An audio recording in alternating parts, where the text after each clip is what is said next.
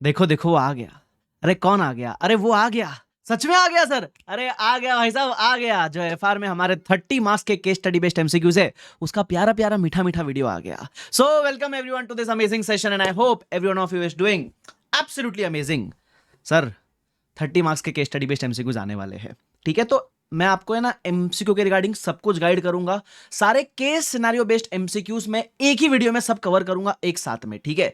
तो ये वीडियो को लास्ट तक देखना, पूरा अच्छे से कवर करवाऊंगा। जितने टाइम में आप करोगे उससे तो काफी कम टाइम में करवा दूंगा, ठीक है?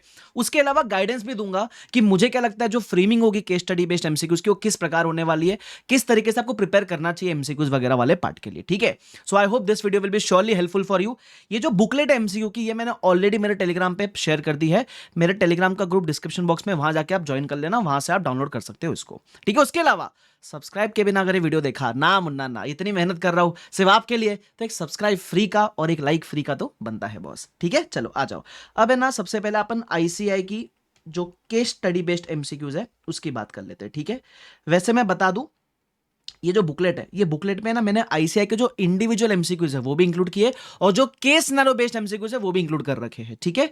इस वीडियो में मैं जो डिस्कशन करूंगा वो केस सिनेरियो बेस्ड एमसीक्यूज का करूंगा। वो जो स्मॉल स्मॉल इंडिविजुअल एमसीक्यूज है मैं उसको इस वीडियो में डिस्कस नहीं करने वाला, बिकॉज वो बहुत सिंपल है, मैनेजेबल है। हाँ, कुछ इंडेक्स में आपने पाया होगा कि एक आध शायद आपको दिक्कत आई होगी, तो मैं कोशिश करूंगा कि मैं एक सेपरेट वीडियो बना दूं फॉर इंडिविजुअल एमसीक्यूज, जहां डिफिकल्टी फेस करो वो मैं एड्रेस कर दूंगा, but I am not sure about it. समय मिलेगा तो जरूर कराऊंगा, लेकिन अपने को पता है एग्जाम में इंडिविजुअल एमसीक्यू जनरली वो नहीं पूछेंगे, अपने को केस स्टडी बेस्ड पूछेंगे। मतलब एक बड़ी सी केस स्टडी होगी, उस पर 2 3 4 5 6 एमसीक्यू मैक्सिमम हो सकता है एक सिंगल केस स्टडी के ऊपर। ऐसा भी पॉसिबल है एक पैराग्राफ की केस स्टडी है, उसके ऊपर एक ही एमसीक्यू पूछा, थोड़ी बड़ी केस स्टडी उस पर 2 एमसीक्यू पूछा, तो वो एक एमसीक्यू से लेकर 6 एमसीक्यू तक पूछ सकते हैं। बट जब वो एक एमसीक्यू पूछेंगे ना, तो वो केस स्टडी के ऊपर होगा, एक छोटी सी केस स्टडी होगी 4 5 लाइन की, उसके ऊपर एमसीक्यू पूछ लेंगे वैसा। तो it can range, number of MCQs can range, और हर एक एमसीक्यू का 2 मार्क होगा मिनिमम, ठीक है? तो मतलब अगर 30 मार्क्स के एमसीक्यू है तो 15 एमसीक्यू आपको आने वाले उस केस में, ठीक है? तो इसलिए मैं केस सिनेरियो बेस्ड एमसीक्यूज इस वीडियो में डिस्कस करूंगा। I hope this is clear to everyone. Prepare वगैरह कैसे करना है उसकी थोड़ी बहुत गाइडेंस आपको ऑलरेडी वीडियो देखने के बाद पूरी पूरी मिल जाएगी, और जो भी थोड़ा बहुत बच जाएगा वो मैं लास्ट में आपको गाइड जरूर कर दूंगा, ठीक है? उसके अलावा अगर आप देखो एज ऑफ नाउ कितने केस स्टडी बेस्ड एमसीक्यूज है, तो टोटल आईसीए ने 10 एमसीक्यू रिलीज करे थे अपने पोर्टल पे, केस सिनेरियो बेस्ड वाली की बात करो, ठीक है? 10 इन्होंने रिलीज करे, उसके अलावा 2 आरटीपी के अंदर इन्होंने रिलीज करे, और उसके अलावा 3 अभी तक फिलहाल मॉक टेस्ट में रिलीज हुए हैं। जितना अब तक मॉक टेस्ट आई है, वीडियो जब आप देख रहे हो तब तक शायद एक ही एमटीपी आई, एमटीपी 1।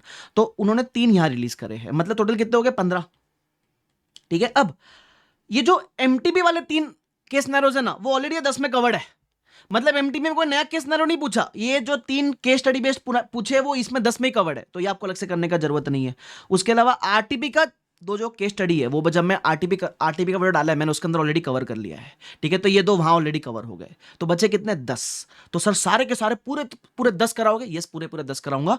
ऑफकोर्स इसमें भी जब आप देखोगे ना, तो कुछ कुछ तो इन्होंने क्या किया है, exactly cut copy paste question उठाया मॉड्यूल से, है ना, और वो यहां डाल दिया। बस मॉड्यूल में क्या होता था, बोलते थे सपोज प्रिपेयर बैलेंस शीट या प्रिपेयर कंसोलिडेटेड बैलेंस शीट, तो यहां उसके बदले 10 एमसीक्यू पूछ ले, 6 एमसीक्यू पूछ लिए, है ना? ऐसे जैसे इंडिया सेन में आप केस स्टडी देखोगे जो एग्जैक्टली सेम क्वेश्चन मॉड्यूल में है, ठीक है? सेम नंबर्स के साथ सेम है, वहां से बोला था prepare the cash flow statement, यहां उसके ऊपर कैश फ्लो स्टेटमेंट बनाने के बदले बोले 6 एमसीक्यू दे दिए, बोले आंसर करो। तो अभी एकदम जो नंबर के साथ सेम है ना, उसमें अपन टाइम सेव कर लेंगे, क्योंकि आपको पता है जब वो आप क्वेश्चन प्रैक्टिस करोगे क्वेश्चन बैंक से, तो वो केस स्टडी भी आपको ऑलरेडी कवर हो जाएगी, ठीक है? चलो, तो अपन देखते हैं ये सारे के सारे 10 एमसीक्यूज अपन ओवरव्यू करेंगे, और इसमें जो रिपीटेटिव है जो मॉक टेस्ट में है वो भी आपको बताऊंगा मैं, टेंशन मत लेना, ठीक है? बाकी जो आरटीपी वाले वो आरटीपी की वीडियो आप कवर कर लेना। आई होप मैंने एक डिसेंट बैकग्राउंड दे दिया आपको, ठीक है? चलो शुरू करें क्या? एक के है भाई साहब, शुरू करिए। क्या सर एक के भाई साहब? पता नहीं, छोड़ो, इधर आओ। तो सबसे पहले हम शुरू करेंगे case scenario number 1। This is based on index 7, तो आपकी बुकलेट में आप इंडेक्स 7 में आ जाना, ठीक है? इंडेक्स 7 के अंदर आप देखोगे केस सिनेरियो नंबर 1। अब ये जो है केस सिनेरियो नंबर 1, ये ऑलरेडी एक सेम टू सेम नंबर के साथ सेम क्वेश्चन है। अगर आप मेरी किताब की बात करोगे तो इलस्ट्रेशन नंबर 11 का, एफआर क्वेश्चन बैंक का इलस्ट्रेशन नंबर 11 का सेम टू सेम क्वेश्चन है, जो अपन क्लास में सॉल्व भी करते हैं, ठीक है? तो अगर आप अभी इसमें टाइम वेस्ट नहीं करेंगे अपन, ठीक है? तो ये इलस्ट्रेशन नंबर 11 मैंने क्लास में एल्डर बताया भी था आपको। तो इन्होंने इसमें क्या किया था, जब क्वेश्चन पूछा था मॉड्यूल के अंदर, तो उन्होंने तो पूछा था प्रिपेयर कैश फ्लो स्टेटमेंट पूरा पूरा। अब यहाँ क्या किया, उसके बदले में एमसीक्यूज पूछे। अब इन्होंने कितने एमसीक्यू पूछे? 10। बट इन्होंने वैसे बोला था कि एक केस स्टडी पे 6 MCQ exam point of view से आएंगे नॉर्मली, बट इन्होंने आज 10 पूछे, ठीक है, कोई दिक्कत वाली बात नहीं है। तो जब आप वो क्वेश्चन प्रैक्टिस करोगे तो ये आपको ऑलरेडी वहां कवर हो जाएगा, ठीक है। तो पहले उस क्वेश्चन को प्रैक्टिस करना, फिर एमसीक्यूज देखोगे तो एकदम आराम से बन जाएंगे। मैंने ओवरव्यू किया, एक भी कुछ नया था नहीं उसके अंदर। Is this clear to everyone? ठीक है सर। तो ये अपना पहला वाला केस सिनेरियो बेस था, टेंशन लेने की जरूरत नहीं है। अब जब आप सेकंड केस स्टडी पे आओगे तो this is based on Ind AS 12। Ind AS 12 में टोटल इन्होंने 3 केस स्टडी रिलीज किए, ठीक है, वो अपन तीनों सॉल्व करेंगे। अब जो ये भी तीनों केस सिनेरियो है ना, वो एक सिमिलर क्वेश्चन पे, बट क्योंकि नंबर एग्जैक्टली सेम नहीं है तो मैं सॉल्व कराऊंगा सारे के सारे, ठीक है। चलो आ जाते हैं सर, तो शुरू करेंगे। Let's start the discussion of case scenario in 3 2 1 and go. तो सबसे पहले इंड AS 7 की थी 1, वो तो सेम टू सेम थी, अपना बच गया टाइम। वाओ। इंड AS 12 की एक केस सिनेरियो, आ जाओ फटाफट से देख लेते। अब केस सिनेरियो को सॉल्व कैसे करना है, कभी भी पहले ये मत पढ़ा करो, पहले देखो एमसीक्यू में क्या पूछा, आपको रफ आइडिया मिलेगा कि आपको किस तरीके से सॉल्व करना है। सबसे पहले क्या पूछा है, with respect to point determine the tax base of PP, ठीक है, टैक्स बेस पूछा है। उसके अलावा with respect to point determine the deferred tax on PP, ठीक है, दो चीज पूछे, tax base of PP, deferred tax of PP, ठीक है। उसके अलावा with respect to point number be determine the tax base of product development cost, और उसके अलावा deferred tax of product development cost. बराबर। एमसीक्यू नंबर 4-5 में क्या पूछा है, determine the tax base of trade investment and determine the deferred tax on trade investment, ये चीजें पूछी है। और लास्ट में क्या पूछा है, determine the net deferred tax asset liability of Joy limited for the year 14-15, ठीक है सर। तो ऐसे 7 केस सिनेरियो है, मोस्टली अपने को डिफर्ड टैक्स बेस और डिफर्ड टैक्स ये पूछा, लास्ट में जाके नेट वाला अमाउंट पूछा है, पूरा डिफर्ड टैक्स कितना आएगा, ठीक है। अब देख लेते हैं अपन फटाफट से क्या बोलता है। Joy limited wishes to calculate tax base of its assets and deferred tax as at 31 March 15। अच्छा, एक और चीज, जब केस सिनेरियो करोगे ना तो काफी बच्चे पूछते डिटेल्ड वर्किंग प्रेजेंट करनी है क्या, अरे बाबा के एमसीक्यू पूछ रहा है ना, तो आपको सर्कल करना है उसको पेपर के अंदर, बराबर। तो उसकी वर्किंग वुंट मैटर, आप उसको रफ में करोगे तो भी चल जाएगा, उसका वर्किंग का मार्क्स नहीं है, ठीक है। राइट आंसर, राइट एमसीक्यू को चूज करने का मार्क्स है डायरेक्टली, ओके। हाँ, तो क्या बोलता है, Joy limited wishes to calculate its assets and deferred tax as at 31 March 15। The balance sheet has been adjusted by current tax expense, very good. अब एक्सट्रैक्ट वगैरह दिया हुआ है, अगर आप देखोगे तो नॉन करंट असेट दिया हुआ है, उसमें पीपी है, इनटेंजिबल के अंदर 2 है, करंट असेट में काफी कुछ है, ठीक है। अब नोट्स, पहला पॉइंट नंबर 1 क्या बोलता है, सुन लेना। Depreciation expense for the year 14-15 allowable in accordance with tax loss is 2,06,000। उसके अलावा accounting depreciation included in operating cost is 1,70,000। Cost of PP was 16, मतलब जब आपने पीपी परचेस किया तो आपने पीपी कितने में परचेस किया था। चलो मैं एक रफ वो बना लूं का पेज, ताकि मेरे को इजी हो जाएगा। यस, 1 सेक, ये रहा।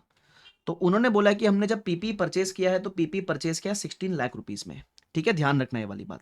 उसके अलावा क्या बोलता है, बोलता है ही has deducted 4,16,000 in its tax returns prior to the financial year 14-15। अच्छा, अब ध्यान से जाना, अपने को पूछा क्या है इसके लेकर एमसीक्यू में, इसमें अपने को सिर्फ टैक्स बेस पूछा है। तो देखो टैक्सेशन में क्या क्या हुआ रहेगा और आज के दिन पे टैक्स बेस क्या होगी, मतलब टैक्स के हिसाब से बुक्स बनाते तो पीपी की वैल्यू क्या होती, सिंपल।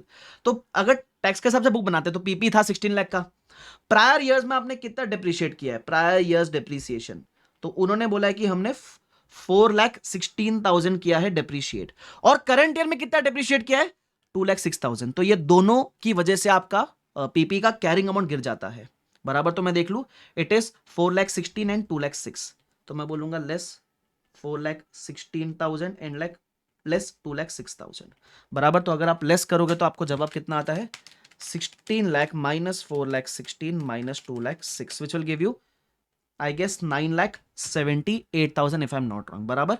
तो ये आपको वैल्यू आ गई पीपीई की 9,78,000। अभी जो आपके बैलेंस शीट में वैल्यू दिख रही है उसको अपन बोलते हैं कैरिंग अमाउंट। में इधर ही बना लू कॉलम कैरिंग अमाउंट का, ठीक है। फिर मैं बनाऊंगा कॉलम टैक्स बेस का। टैक्स बेस मेरा कितना आ रहा है हीरो लोग, मेरा टैक्स बेस आ रहा है 9,78,000 का। अब पहला एमसीक्यू यही था कि बताओ टैक्स बेस क्या है, तो हम क्या चूज करेंगे, 9,78,000, एक ऑप्शन अपने पास अवेलेबल है, ठीक है sir. Second MCQ with respect to point A, इसी पॉइंट को लेकर बोलता है डिफर्ड टैक्स का अमाउंट बताओ। तो कैरिंग अमाउंट कितनी है, 12 लाख, टैक्स बेस कितना है अपना 9.78 लाख। तो पहले डिफरेंस बताओ कितना आ रहा है, तो डिफरेंस आ रहा है अपना 9,78,000 minus 12 lakh which will give you 2,22,000। अब डिफर्ड टैक्स का पहले अमाउंट बताओ एट द रेट 32%। 32% क्वेश्चन में दिया हुआ है, ठीक है, रेट 32% है। तो जरा निकाल लेते, इंटू 32% करूंगा तो मेरे को आंसर आएगा 71040। अब अपनी बुद्धि लगा के बताना है कि डीटीए की डीटीएल है, ये भी चूज कर लेना। तो मैं देखो अपन कैसे सीखते हैं, ये पीपीई है, कैरिंग अमाउंट 12 है, टैक्स बेस कम है। हिंट क्या थी? Always try to bring carrying amount towards tax base. क्या थी hint? Always try to bring carrying amount towards tax base. मेरे को पीपी का कैरिंग अमाउंट गिराना पड़ेगा, असेट को गिराना पड़ेगा, तो आप क्या क्रिएट करोगे? वेरी गुड आंसर, आप एक लाइबिलिटी क्रिएट करोगे। तो correct answer should be DTL 71040। वाह सर, ये तो कितना मजेदार है। अरे बड़ा सिंपल है, कुछ नहीं है। आप जो MCQ को लेकर डरते हो ना, केस स्टडी बेस्ड, कुछ नहीं। अगर आपके कंसेप्ट क्लियर है, आपने क्वेश्चन बैंक अच्छे से किया है, तो ये आपसे सॉल्व हो ही जाएगा। आप देखना, आप जब केस सिनेरियो करोगे ना पूरा मेरे साथ, आपको खुद ही समझ जाएगा ये चीज। चलो आओ आगे बढ़े। तो पॉइंट नंबर 1 है, मैंने दोनों MCQ भी आंसर कर दिए। आ जाओ पॉइंट नंबर बी। बोलता है इन 11-12 Joy incurred product development cost of 1 lakh. These costs were recognized as asset and being amortized over a useful life of 10 years. For tax purpose, Joy deducted full development cost in 11-12. बोलता है जब भी तुमने development cost incur किया था ना, accounts में तुमने कैपिटलाइज किया, तो अकाउंट्स में तुम्हारी कैरिंग अमाउंट बचे 60,000 रुपीज। बट टैक्सेशन में जब इंकर किया, तभी तुमने एंट्री पता है क्या मारी होगी? आपने सीधा एक्सपेंस क्लेम कर लिया, एक्सपेंस टू कैश बैंक की आपने डायरेक्ट एंट्री मार दी होगी। मतलब टैक्स बेस में क्या कोई असेट क्रिएट हुआ? नहीं, कोई एसेट क्रिएट हुआ ही नहीं, तो टैक्स बेस आपका कितना रहेगा? निल। तो देखो यही पूछा, with respect to product development cost, बोलता है टैक्स बेस बताओ, तो बोलने का कुछ नहीं है, निल है। अच्छा, फिर बोलता है डिफर्ड टैक्स का अमाउंट बताओ। अब येड़े की तरह डिफर्ड टैक्स निल मत बोलना। आपकी कैरिंग अमाउंट कितनी है? प्रोडक्ट डेवलपमेंट को लेकर कैरिंग अमाउंट दिया हुआ है 60,000, बराबर। ओके सर, टैक्स बेस कितना दिया हुआ है? निल। ओके, डिफरेंस कितना आएगा? डिफरेंस आएगा 60,000 रुपीज का। अब आपको डिफर्ड टैक्स बताना है। अब आप बोलोगे deferred tax at the rate again 32% करना, तो आप बोलोगे 60,000 इंटू 32% इज गिविंग मी 19,200। अब DTA की DTL, कैरिंग अमाउंट ज्यादा है, टैक्स बेस कम है, कैरिंग अमाउंट गिराना है, और ये भी एक इंटेंजिबल असेट है, तो असेट का कैरिंग अमाउंट गिराना है, तो again you will create a DTL liability. तो ये आपका DTL 19,200 C is the correct answer I feel, बराबर। ठीक है, आगे बढ़ जाते हैं।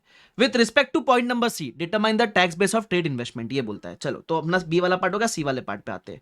Trade investment were acquired in 13-14 with the cost of 2,30,000। This investments are classified at FVTPL, मतलब आप अकाउंट्स में तो फेयर वैल्यू वगैरह पे रखोगे, and thus recognised at fair value. Fair value adjustments are not tax deductible. इसका मतलब क्या है? इसका मतलब है कि जो फेयर वैल्यूएशन आप अकाउंट्स में करते हो, वो टैक्सेशन में आप नहीं करोगे। टैक्सेशन में जब आप इन्वेस्टमेंट को बेचोगे ना, तो जो रियल गेन लॉस रहेगा वो अपन देखेंगे। हम टैक्सेशन में कोई फेयर वैल्यू एडजस्टमेंट नहीं करते हैं, ठीक है। तो आपकी जो टैक्स बेस है वो कॉस्ट पे रह जाएगी।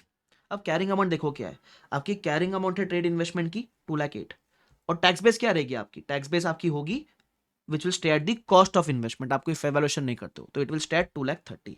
तो मेरे ख्याल से पहला MCQ यही है कि बताओ टैक्स बेस क्या इन्वेस्टमेंट का, तो बोलना 2,30,000। उसके बाद डिफर्ड टैक्स पूछा है, तो कैरिंग अमाउंट कितनी थी मेरे हीरो लोग? कैरिंग अमाउंट वॉज 2,08,000, 2,08,000 बराबर। टैक्स बेस कितना है? 2,30,000, और ये ट्रेड इन्वेस्टमेंट की बात चल रही है, ठीक है। तो डिफरेंस कितना का आएगा? डिफरेंस आएगा 22,000 का। अब इस पे निकाल लेते हैं। पहले तो टैक्स बेस ही पूछा है, नहीं सॉरी डिफर्ड टैक्स पूछा है, तो 22,000 32% आएगा 7,040। अब इस केस में मेरे ख्याल से कैरिंग अमाउंट ज्यादा कम है, टैक्स बेस ज्यादा है, कैरिंग अमाउंट इंक्रीज करना है, और असेट का कैरिंग अमाउंट इंक्रीज करना है, तो आपको DTA असेट ही क्रिएट करना पड़ेगा। तो मेरे ख्याल से DTA विल बी 7,040। अब पूछता है determine the net deferred tax asset liability. मेरे हिसाब से ये तीनों के अलावा और कोई डिफर्ड टैक्स तो है नहीं, तो आप देख लो। पहले वाले में आपने DTL क्रिएट किया 7,1,040 का, सेकंड वाले में आपने DTL क्रिएट किया 19,200 का। एक काम करता हूं, मैं लेते हुए चलता हूं। तो DTL को नेगेटिव लेकर रखना, नेगेटिव 71,040, उसके अलावा नेगेटिव 19,200, और उसके अलावा एक DTA आया था 7,040 का, तो प्लस 7,040। तो मेरे ख्याल से आपको नेगेटिव में 83,200 होएगा। तो DTL आपका ज्यादा है, तो DTL नेट में 83,200 आपका होना चाहिए, which is A option. Wow, तो देखो आपको ये रफ वर्क आप कर सकते हो। You are not required to present the correct answer. Of course कभी कभी अच्छा ऐसा भी होता कि 3 MCQ, भले ये 3 के ऊपर MCQ है, लेकिन ऐसे एडजस्टमेंट नंबर DE होता जिसपे कोई MCQ नहीं है, लेकिन लास्ट MCQ जब ऐसा पूछ लेना तो आपको सारे सॉल्व करने ही पड़ेंगे। ऐसा ध्यान रखना आप वो बात, ठीक है। बट यहाँ तो इन लोग अच्छे लोग हैं, आपको ज्यादा मेहनत नहीं करवाई इन्होंने। एनीवेज एक बार चेक कर लेंगे अपने सारे MCQ के आंसर। तो अपना आंसर क्या है? BADCADA बराबर। तो चेक कर लेते, BADCADA मेरे ख्याल से करेक्ट आंसर है अपने, ठीक है। तो इधर वर्किंग में मैंने दे रखी है, बट यहां अपने को सारी वर्किंग समझ गई। सबसे फटाफट से पहले मेरे को बताओ, समझ आया क्या? बोलो DDD करके, डन डन डन करके बोलो फटाफट से। सर किसको बोले? अरे मुझे ही बोलो, मैं सुन रहा हूं तुम्हारी बातें, सुन रहे हो सर? चलो सुन रहे, आगे आ जाओ। अब ये केस नैरो नंबर 2 जो अगेन इंडेस 12 का ही है। इसको भी कर ले फटाफट से, आ जाओ सर, मजा आ जाएगा, जल्दी जल्दी कर लेते हैं। एक सेकेंड देना बस। यस, चल क्या बोलता है इसमें भी। सबसे पहले हम क्या केस स्टडी पढ़ेंगे ना मुन्ना ना, पहले एमसीक्यू पढ़ो। क्या बोलता है, with respect to point determine tax base of government grant. फिर बोलता है deferred tax of government grant. ठीक है, determine tax base of liability for product warranty cost, determine deferred tax on liability for product warranty cost. ठीक है, point number 5, with respect to point number 6 determine the temporary difference. एक second, ऊपर अगर आप देखोगे sequence, पहले tax base पूछता था, फिर डिफर्ड टैक्स पूछता था, फिर टैक्स बेस पूछता था, फिर डिफर्ड टैक्स पूछता था। इस एमसीक्यू में आपको टैक्स बेस नहीं पूछा है, डिफरेंस का अमाउंट पूछा है। जब आप बोलते हो ना कैरिंग अमाउंट टैक्स बेस को कंपेयर करके जो डिफरेंस निकालते हो, उस डिफरेंस के अमाउंट को आपको यहां पूछा गया है। ध्यान रखना, मिस्टेक मत करना। काफी बच्चे वो सीक्वेंस पढ़ेंगे तो टैक्स बेस आंसर करके आ जाएंगे, गलत हो जाएगा भाई। ठीक है, देखते हैं अपन क्या रहेगा इसका आंसर। आगे बढ़ते हैं और बोलता है विद रिस्पेक्ट टू पॉइंट से determine the deferred tax of health care benefits. ठीक है, कर लेंगे सर, कुछ है नहीं ज्यादा खास।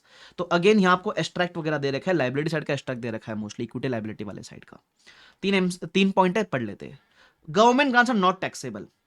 जो ग्रांट आपको मिलता है उस पर कभी टैक्स लगेगा ही नहीं, जिंदगी में कभी लगेगा नहीं। तो ऐसे केस में आपके टैक्स बेस में आप क्या एंट्री मारोगे, क्या नो एंट्री होगी। अब इसमें क्या बोला है, government grants received in 14-15 is appear in the balance sheet. अब बैलेंस शीट में ग्रांट कितना दिख रहा है आपका, आपका ग्रांट दिख रहा है 40,000 कैरिंग अमाउंट का। लेकिन टैक्स बेस अब क्या रहेगा इसका। अब इसके देखो दो आंसर हो सकते हैं नॉर्मली, क्योंकि टैक्सेबल है ही नहीं, तो टैक्स बेस में आप कोई टैक्सेशन में कोई एंट्री नहीं मारोगे, तो नॉर्मली आप बोलोगे टैक्स बेस निल है, बराबर। लेकिन नॉर्मली जब ये ऐसे डिफरेंस हम निकालते हैं, उस डिफरेंस को हम बोलते हैं other than temporary difference, because वो कभी रिवर्स नहीं होने वाला है। और उस केस में normally you can conclude also that carrying amount is equal to tax base. तो अब अगर आपको टैक्स बेस पूछे तो आप नील आंसर करोगे कि ये आंसर करोगे, तो देखना आईसीआई ने क्या आंसर किया है। आईसीआई ने ये वाला कंक्लूजन नहीं लिया है कि जब डिफरेंस अदर देन टेम्परेरी हो जाए तो हम ये कंक्लूड करते हैं, ये वाला इन्होंने नहीं लिया है। इन्होंने बोला टैक्स में आपने कोई एंट्री नहीं मारी इसकी, तो टैक्स बेस हम नील मानते हैं। ध्यान रखना, देखो इधर बोला हुआ है, अगर आप ध्यान से देखोगे तो इधर ऑप्शन है नील वाला ऑप्शन, और इसका आंसर भी देखो आप, इनका फर्स्ट वाला ए है। इन्होंने टैक्स बेस को नील लिया हुआ है और फिर बोला है कि इस पे जो भी डिफरेंस है वो एक्सक्लूडेड है, मतलब उस पर क्रिएट होएगा नहीं, because difference other than temporary difference है। ध्यान रखना है वाली बात का। I hope this is clear to everyone. ठीक है, तो वो कंफ्यूज मत होना उसके अंदर कि हम कौन सा वाला आंसर है। मैं वापस रिपीट कर दूं अगर आपको नहीं समझ में आया तो, टैक्स बेस में आप कोई एंट्री नहीं मारोगे तो टैक्स बेस निल ले, या फिर हम टैक्स बेस को कैरिंग अमाउंट माने, क्योंकि कभी कभी क्या होता है जब आप बोलते हैं ना डिफरेंसेस अदर देन टेम्पररी, तो हम ये कंक्लूजन लेते हैं that carrying amount is equal to tax base, ऐसा कंक्लूड कर देना। तो इन्होंने ये कंक्लूजन नहीं लिया, इन्होंने ये पहले वाला जो हमने डिस्कशन किया उसको मद्देनजर रखा हुआ है, ध्यान रखना। ठीक है, चलो तो बोलते हैं टैक्स बेस बताओ, तो बोलना निल। अब बोलता है डिफर्ड टैक्स बताओ, लेकिन हमने अभी क्या डिस्कस किया कि भले टैक्स बेस निल है, भले डिफरेंस 40,000 का आएगा, बट ये डिफरेंस अदर देन टेम्पररी है, तो क्या इस पे कोई डिफर्ड टैक्स क्रिएट होएगा? The answer is no. तो इस पे कोई भी डिफर्ड टैक्स क्रिएट नहीं होएगा। Deferred income government grant will not be taxable, ये आपका आंसर होना चाहिए, बराबर। ठीक है, तो अपन चेक कर ले, सेकंड का आंसर डी होना चाहिए, ये सेकंड का आंसर अपना डी आ जाता है। I hope this is clear to everyone guys. Yes, चलो आगे बढ़ रहा हूं मैं। अब आएगा नेक्स्ट पॉइंट। तुमको एमसीक्यू को, ये केस स्टडी को आंसर करने का अप्रोच समझा ना, पहले इसलिए एमसीक्यू पढ़ा करो ताकि अपने को अप्रोच मिल जाता है आगे। इन 14-15 Marvel had made a further provision for product warranty cost of 5,000। बोलता है हमने इस साल में और प्रोविजन बनाया 5,000 का, बट बैलेंस शीट में तो सारे फिगर्स एज ऑन डेट होती है। ठीक है, ध्यान रखना। Such provisions for product warranty are not tax deductible until the claims are paid. एक सेकंड, जस्ट बिकॉज ये वर्ड है आर नॉट टैक्स डिडक्टेबल, इसका ये मतलब नहीं है कि डिफरेंस अदर देन टेम्परेरी हो गया, आज नहीं डिडक्शन मिलेगा, फ्यूचर में जब क्लेम भरोगे तब आप डिडक्शन ले सकते हो। During the year 14-15 warranty claims were paid and settled for 6,200। अब मेरी बात ध्यान से सुनना, जब भी वो ऐसा बोले ना कि आपको कॉस्ट का क्लेम मिलेगा जब आप पे आउट कर दोगे, तो जब भी आप पे करोगे ना तब आप एंट्री का मारोगे। सपोज आपने ये साल भरा 14-15 में कितना भरा, 6,200 भरा, तो आपकी पेमेंट की एंट्री क्या होती है? Expense, warranty expense to cash bank, ये आपकी एंट्री होती है, बराबर। मतलब अगर आप पे भी कर दोगे तो भी आपके बैलेंस शीट पे कोई इंपैक्ट नहीं आता है। इंपैक्ट कहां जा गया? इंपैक्ट कहां गया? आपके पीएनएल पे इंपैक्ट गया, बैलेंस शीट पे कोई इंपैक्ट नहीं गया।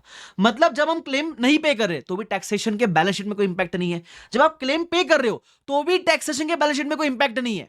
सपोज पे भी कर दिया तो भी आपने एंट्री का हमारे एक्सपेंस टू कैश बैंक, तो कोई असेट क्रिएट हुआ क्या? नहीं। ये मत बोलना सर नहीं आपने एक्सपेंस की एंट्री तो मारे ना, अरे हमको टैक्स बेस में देखना होता है बैलेंस शीट में कौन से वैल्यू पे है, बैलेंस शीट में किसी वैल्यू पे है ही नहीं। तो जब ऐसा कोई भी अमाउंट रहे ना जिसका आपको बेनिफिट पेमेंट पे मिलता है, उसका टैक्स बेस हमेशा नील होता है। अगर ये नहीं याद रहा तो हमेशा एंट्री मार के देख लिया करो। ठीक है, अब वो क्या बोलता है इसके चक्कर में अपने को पूछता है कि सबसे पहले ये बताओ कि टैक्स बेस प्रोडक्ट वारंटी का कितना है, तो आप बोलोगे निल। क्योंकि आप अगर वारंटी का क्लेम दो ना दो, टैक्सेशन के बैलेंस शीट में कोई इंपैक्ट नहीं आता है, समझ रहे हो। अब वो पूछता है डिफर्ड टैक्स कितना होगा, तो ये की तरह अदर देन टेम्पररी डिफरेंस मत बोलना बाबा, इसमें आपको बेनिफिट मिलता है ना टैक्सेशन में कभी ना कभी, तो डिफरेंस रिवर्स होएगा। तो आपकी प्रोडक्ट वारंटी कॉस्ट की लाइबिलिटी कितनी है, 16,000 की है, बराबर। तो कैरिंग अमाउंट है 16,000, ये लाइबिलिटी है प्रोडक्ट वारंटी का, प्रोडक्ट वारंटी का लाइबिलिटी है, ठीक है। तो आपकी कैरिंग अमाउंट 16,000 है, आपका टैक्स बेस कितना है हीरो लोग, आपका टैक्स बेस है 0, तो आपका डिफरेंस आएगा 16,000 का। अब निकालते हैं अपन डिफर्ड टैक्स, इसमें भी रेट 32% की है, तो 5120, ठीक है। अब डीटीए की डीटीएल, तो कैरिंग अमाउंट ज्यादा टैक्स बेस कम है। अब ये लाइबिलिटी है, मुझे कैरिंग अमाउंट रिड्यूस करना है, लेकिन लाइबिलिटी का कैरिंग अमाउंट रिड्यूस करना है। Whenever you want to reduce a liability, क्यों ऐसा क्यों रिड्यूस करना है, हिंट क्या थी, always try to bring carrying amount towards tax base. तो जब आपको carrying amount of liability reduce करना है तो आप एक असेट क्रिएट करते हो, बराबर। तो इसका आंसर क्या रहेगा, 5120। तो 3 और 4 का आंसर है ए और बी। चेक कर ले एक बार फटाफट से, ए और बी। Clear, yes sir. आगे बढ़ जाते हैं। अब 5th पॉइंट, वो पॉइंट सी को लेकर है, तो पॉइंट सी पढ़ लेते, आ जाओ। During the year 14-15 Marvel limited introduced health case benefits for employees, okay. These expense are allowable as a deduction only when benefits are paid. मैंने क्या बोला था, कोई भी खर्चे का बेनिफिट अगर पेमेंट बेसिस से मिलता है तो उसका टैक्स बेस मेरे ख्याल से यहां भी क्या होगा, आपका नील ही होगा, ठीक है। तो क्या चिंदी क्वेश्चन है यार, देखो क्या बोलता है, किधर गया, health care benefits, carrying amount 70 है लेकिन टैक्स बेस तो नील है। अब आपको क्या यहां टैक्स बेस पूछा है एमसीक्यू नंबर 5 में, नहीं ना मुन्ना ना, आपको पूछा है टेम्पररी डिफरेंस का अमाउंट बताओ। तो carrying amount was 70, tax base for nil, difference का अमाउंट 70,000 आएगा। यहां आप गलती क्या करोगे, क्योंकि आप टैक्स बेस और डिफर्ड टैक्स वाले फ्लो में हो, तो आप इसमें नील आंसर सिलेक्ट कर लोगे, बट वो गलत है, टैक्स बेस नहीं पूछा गया आपको, डिफरेंस का अमाउंट पूछा गया, तो बोलना 70,000। क्लियर, ठीक है। और 6th एमसीक्यू में क्या पूछा है, अब बताओ डिफर्ड टैक्स का अमाउंट क्या रहेगा। तो आप डिफरेंस के ऊपर डिफर्ड टैक्स निकाल सकते हो, तो 70,000 इंटू 32% आएगा 22,400। अब यहां भी कैरिंग अमाउंट ज्यादा टैक्स बेस कम है, कैरिंग अमाउंट गिराना है, लेकिन लाइबिलिटी है, लाइबिलिटी वाला कैरिंग अमाउंट गिराना है, तो आपको असेट क्रिएट करना पड़ेगा। तो मेरे ख्याल से DTA is the correct answer. तो 5 और 6 एमसीक्यू का आंसर है ए और सी। चेक कर ले, ए और सी, यस। इंडेस 12 की सेकेंड केस स्टडी खत्म, ठीक है, खत्म खत्म खत्म, गो गोवा गॉन कर दिया अपन ने इसका। आगे बढ़ो, केस सिनेरियो नंबर 3, ये भी इंडेस 12 की है। मैं बताऊं ये केस स्टडी 1, 2 और 3 ये तीनों है ना एक सिंगल इलस्ट्रेशन के ऊपर बेस्ड है, जो अपन ने क्लास में भी किया हुआ है। मैं बताऊं कौन सा है, अगर आप ICAI के मॉड्यूल की बात करोगे तो वो है इलस्ट्रेशन 1A 1B 1C, है ना। और अगर आप मेरे क्वेश्चन बैंक की बात करोगे तो it is illustration number 20A 20B 20C। अगर आपने वो वाला क्वेश्चन किया हुआ है ना तो उससे आपकी ये केस स्टडी आराम से बन जाती है, बट फिर भी क्योंकि यहां बांट के किया हुआ है, एग्जैक्टली सेम नंबर्स नहीं है, तो मैं सॉल्व करवा रहा हूं आपको सिंपल, ठीक है। क्या बोलता है सुनो, case scenario number 3, Lal limited wishes to calculate tax base of its asset and deferred tax, okay वगैरह दिया हुआ है, ठीक है। अगेन 2 एडजस्टमेंट है, अब यहां ज्यादा एमसीक्यू नहीं, 4 एमसीक्यू ही है। पहला एमसीक्यू क्या है, टैक्स बेस निकालो ट्रेड रिसीवेबल का, सेकंड डिफर्ड टैक्स निकालो ट्रेड रिसीवेबल का, थर्ड एमसीक्यू क्या, टैक्स बेस निकालो इन्वेंट्री का और निकालो डिफर्ड टैक्स इन्वेंट्रीज का। बड़ा सिंपल है, कुछ है नहीं इसके अंदर। क्या बोलता है सुन लो। अब इसमें बेसिकली अपन देखते हैं एडजस्टमेंट कौन से, ठीक है। अगर आप देखोगे ध्यान से तो असेट साइड वाले आइटम्स अपने को दिए हुए। पहला एडजस्टमेंट है बैड डेट प्रोविजन को लेकर। एक बात ध्यान रखना, अगर आपके बैलेंस शीट में ट्रेड रिसीवेबल्स है तो नॉर्मली ये नेट ऑफ प्रोविजन होता है, net of provision for bad debts, ठीक है। मतलब फॉर एग्जांपल अगर आपका बैड डेट प्रोविजन 1,30,000 का है तो ये 6,26,000 इज आफ्टर डिडक्टिंग 1,30,000 का बैड डेट प्रोविजन। समझता है बेसिक बात, ठीक है सर। अब ये 1,30,000 प्रोविजन आपका अकाउंट्स में कैसे बना है, तो बोलता है अकाउंट्स में हमारा डेटर ए के ऊपर हमने 80,000 का प्रोविजन बनाया और डेटर बी के ऊपर हमने 50,000 का प्रोविजन बनाया है। ये दो मिला के आपका प्रोविजन बनता है 1,30,000 का, जो कि माइनस करने के बाद आपके रिसीवेबल्स बचते हैं 6,26,000। अब इसमें कुछ इंफॉर्मेशन दे रखी है, debtor A receivable originated in 12-13 and 100% provision was recognised in 13-14, okay. और debtor B receivable originated in 13-14 and 100% provision was recognised in 14-15, ठीक है। अब ये डेटा क्यों दे रखा है, कब का डेटर है कब का प्रोविजन है, ये आपको टैक्सेशन में काम आएगा। क्या बोलता है, tax loss allow us deduction of 20% for debtors over due for more than 1 year. जैसे ये डेटर 12-13 का है ना, तो इसका टैक्सेशन में आपको अगले साल दैट इज इन 13-14 20% प्रोविजन का बेनिफिट मिला रहेगा, बराबर। मतलब आप टैक्सेशन में इसके ऊपर 20% प्रोविजन 13-14 में क्रिएट कर सकते हो। उसके अलावा another 30% for debtors outstanding more than 2 years. अभी क्योंकि ये डेटर 2 साल पुराना हो गया है तो आपको एक साल में मिलेगा 20% का और अगले साल में 14-15 में आपको मिलेगा 30% का।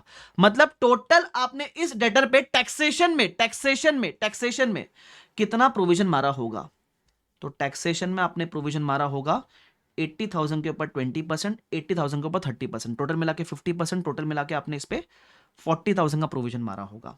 सिमिलरली जो डेटर बी है, अमाउंट 50,000 है, डेटर है 13-14 का, तो इस पे आपने अगले साल से प्रोविजन मारा होगा 14-15 में, that is because it is overdue only for 1 year. Okay, तो आप 20% का इस पे प्रोविजन मारोगे, दैट इज 50 का 20% इज 10,000।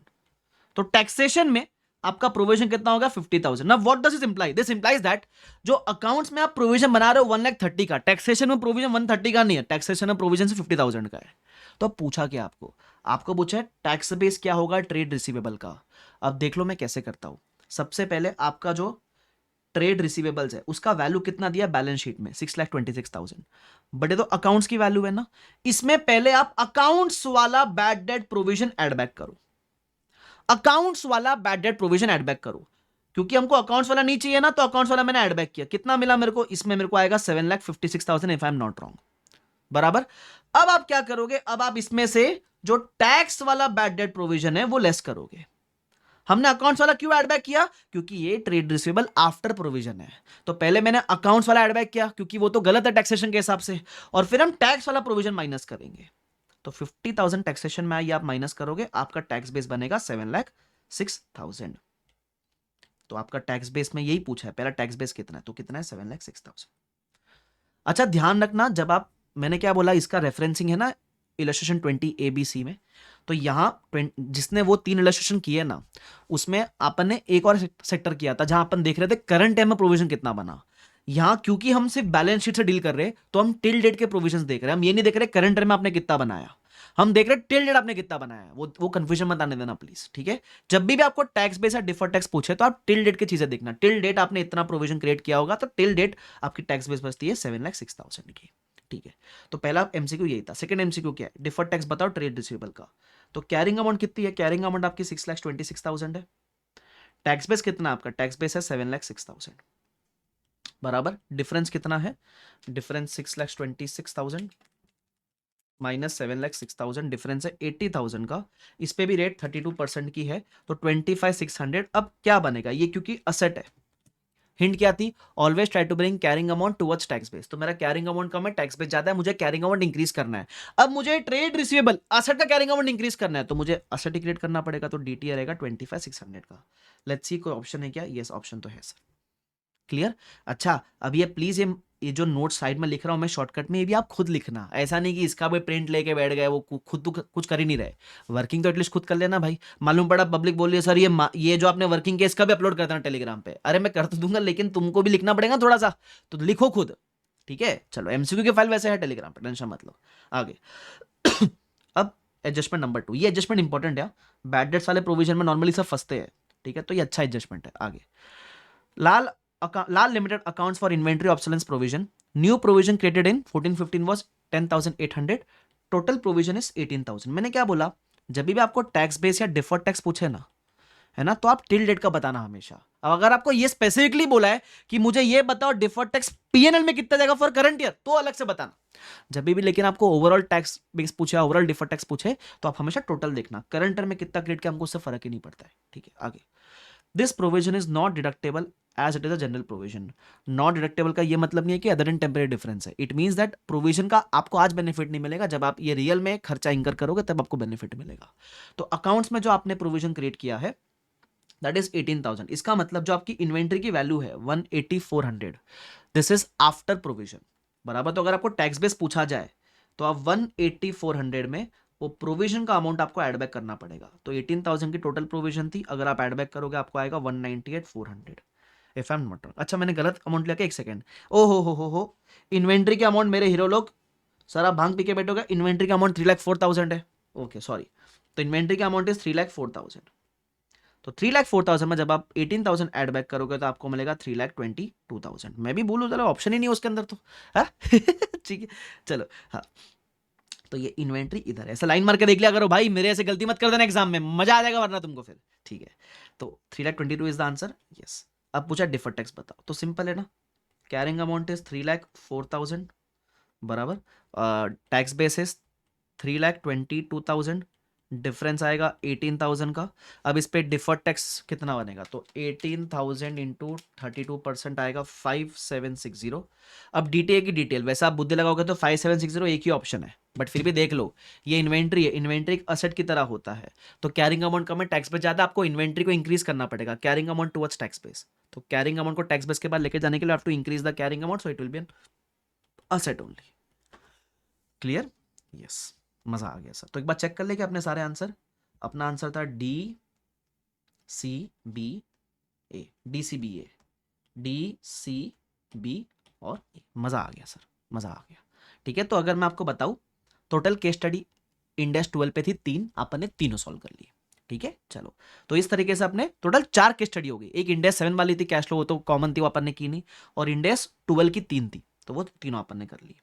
ठीक है, अब और क्या बाकी, एक सेकंड मेरे को जरा देखने दो, ये इंडेक्स 12 वाली हो गई।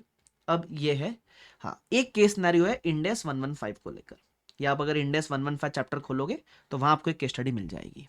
ठीक है, चलो। अच्छा, अगर आप ध्यान से नोटिस करोगे ना, तो इन लोग केस स्टडी किससे बना रहे हैं, जो तुम्हारे क्वेश्चन बैंक में ऑलरेडी क्वेश्चन है उसी को तोड़ मरोड़ के मोल्ड करके क्वेश्चन बना रहे हैं इन लोग आपके लिए। तुम समझ रहे हो मेरी बात? तो आपको यह ध्यान रखना है कि केस स्टडी आप ये मत एक्सपेक्ट करना कि एग्जैक्टली सेम टू सेम पूछ लेंगे, बराबर। तो कहां से पूछेंगे, जो आपके क्वेश्चन बैंक है वहां से तोड़ मरोड़ के कंसेप्ट उठाएंगे। बट अगर वो ढंग से की हुई है, कंसेप्ट में ढंग से की हुई है, तो आराम से बन जाएगा, कोई टेंशन लेने का जरूरत नहीं है। ठीक है, चलो आगे बढ़ जाओ। बट फिर भी जितनी आईसीआई ने दी उतनी हमेशा प्रैक्टिस करके जानी चाहिए। कभी कभी किस्मत अच्छी हुई, एक भी रिपीट हो गया तो आपके लिए मजा आ जाएगा। ठीक है, बट रिपीट होने की एक्सपेक्टेशन मैं तो रखता नहीं, बट मैं मानता कि अगर मेरे से ये सॉल्व हो रही है तो वो जो आएगी वो भी मेरे से सॉल्व हो जाएगी। ठीक है, चलो आ जाओ। अब इसमें सबसे पहले एक छोटा सा पैराग्राफ है, इस पे कितने एमसीक्यूज है भाई साहब? 6 एमसीक्यू है, वाह। मैं तो बोलता हूँ यही पूछो, 100 मार्क का पूछो। हाँ वाह सर, चलो ठीक है, क्या क्या पूछा देखो। पहले बोलता है the consideration receive from the customer is डैक डैक डैक डैक डैक, कुछ तो 4 चीज पूछिए। Upon transfer of control 10,000 moles recognise revenue कितना करोगे, रेवेन्यू का फिर अमाउंट पूछा है। उसके अलावा रिफंड लाइबिलिटी का अमाउंट पूछा है, रिटर्न असेट का अमाउंट पूछा है, और एंट्री वगैरह पूछी। ठीक है, अब देखते क्या है। तो ये 115 में एक कंसेप्ट है, sale with a right to return, with a right to return. ठीक है, ये उस कंसेप्ट के ऊपर बेस्ड है। ओके, चलो क्या बोलता है देखते हैं। A Limited is engaged in the business of manufacturing of number of products, including molds, dyes, and machinery. They have a wide customer base, India and abroad. Typically, a contract is entered into for sale for each product. Consideration is received on the event of delivery.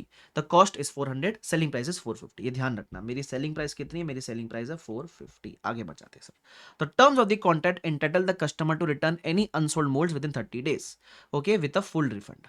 तो अगर आपको 30 दिन में पसंद नहीं आई तो माल वापस। The company estimates the cost of recovering the mold will be immaterial. Okay, and they can be resold at profit. The company has sold a total of 10,000 molds during the month ended 31st March 14. From the past experience, they expect 3% molds will be returned during the current year. अब इसका मतलब क्या है? Suppose आपने 10,000 moulds बेची, तो इसमें से 3% आप करोगे तो कितना आएगा? 300।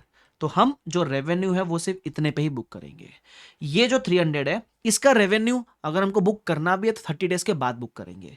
बट कस्टमर हमको जो पैसा देगा वो पूरे 10,000 पे देगा, तो हम पूरा पैसा रिसीव तो करेंगे, इतने पे रेवेन्यू बुक करेंगे, और इसने इतने मोल्ड्स के ऊपर हम रिफंड लाइबिलिटी बुक करेंगे, बराबर। तो अगर मुझे एक एंट्री मार के समझाना हुआ आपको, तो आप ऐसा कुछ एंट्री मारोगे, कैश बैंक अकाउंट डेबिट या ट्रेड रिसीवेबल अकाउंट डेबिट। ठीक है, मतलब अगर पैसा आ गया तो कैश बैंक, नहीं आया तो ट्रेड रिसीवेबल जो भी है। ठीक है, कितना आप बोलोगे? पैसा तो पूरा पूरा आना चाहिए ना, तो 450 इंटू 10,000 जो भी है, तो कितना आएगा मेरे ख्याल से? इट विल बी, वाह सर, इसके लिए कैलसी यूज कर रहे हो आप, तो मेरे क्या, बट मुझे वो देखना है ना कितने जीरो। सर मेरा क्या जीरो, मैंने कभी इतने जीरो देखी नहीं जिंदगी में ना, तो मेरे ख्याल से it will be 45 lakhs to, if I am not wrong 45 lakhs ही है। यस, टू आप बोलोगे रेवेन्यू। अब रेवेन्यू कितने बुक करेंगे? 9700 इंटू 450, तुम समझे? तो 90 into 9700 into 450 which will give you 43.65 lakhs, और रिमेनिंग आप बुक करोगे रिफंड लाइबिलिटी, वो आपका रहेगा 300 इंटू 450 के हिसाब से, विच विल बी 1.35 lakhs, बराबर। अच्छा, आप फर्स्ट डे पे एक और एंट्री मारते हो, आपको पता है क्या? क्योंकि ये रिटर्नेबल होता है। तो जब कस्टमर रिटर्न करेगा आपको तो आपको पैसा रिटर्न देना पड़ेगा, बराबर। लेकिन जब आप पैसा रिटर्न दोगे you also have a right to recover the asset sold ना। जो आपने माल बेचा है मोल्ड्स, वो मोल्ड भी कस्टमर आपको रिटर्न करेगा तब आप पैसा दोगे ना। तो आप मोल्ड्स का एक राइट टू रिसीव रिकॉर्ड करते हो, right to receive to COGS करके, ठीक है। अब ऑफकोर्स मैं अज्यूम करता हूँ कि आपने चैप्टर पढ़ रखा है, ओके। तो कितना होएगा, जितना भी रिटर्न आने वाला है 300, बट इसको राइट टू रिसीव को आप कॉस्ट पे रिकॉर्ड करते हो। कॉस्ट दिया हुआ है 400, तो 400 पे रिकॉर्ड करना, तो कितना आएगा 1.2 लाख, 1.2 लाख, ठीक है, ध्यान रखना।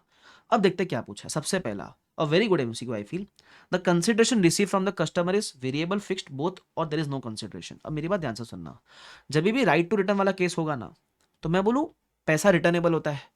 अभी तो आपने तो एक्सपेक्टेशन लगा कि 3% ही वो रिटर्न आएगा, बट ऐसा भी पॉसिबल है कस्टमर आपको सबका सब रिटर्न कर दे। तो जब भी रिटर्नेबल होता है ना पैसा on at customer description within 30 days, तो आप कंसिडरेशन हमेशा वेरिएबल कहना।